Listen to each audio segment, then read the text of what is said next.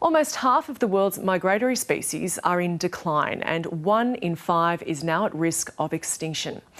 Billions of animals make journeys each year by land, the ocean and in the sky, crossing national boundaries and continents, many over long distances, to feed and breed.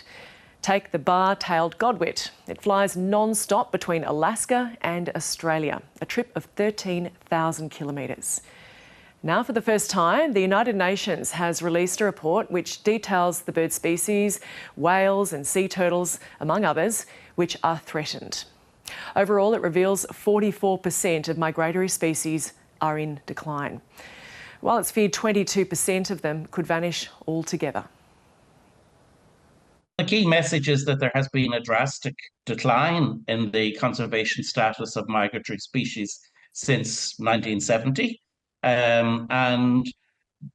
The primary causes are, first of all, overexploitation. In other words, not just direct take hunting and so on, but also things like incidental catch and fisheries.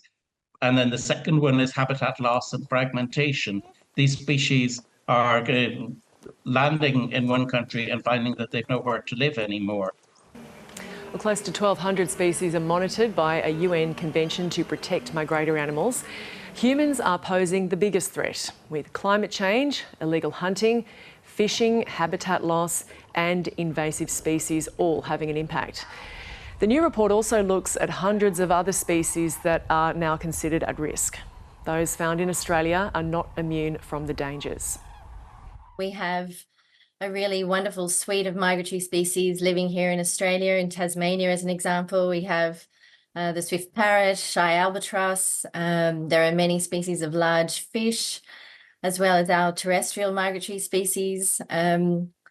Sadly, their habitats are becoming less available, more affected by humans. And so we need to do more to look after the remaining habitat that they have and to reduce those threatening processes. These migratory species play an essential role in maintaining the world's ecosystems. The report's authors are calling for coordinated international action to boost the conservation status of animals at risk. They say the State of the Species report should serve as a wake-up call. I'm calling on all countries and all parties, all communities, including to work together, including at the upcoming United Nations Environment Assembly, so that we can protect migratory species, so that they survive and thrive. Because when we do, we, humanity, will also survive and thrive.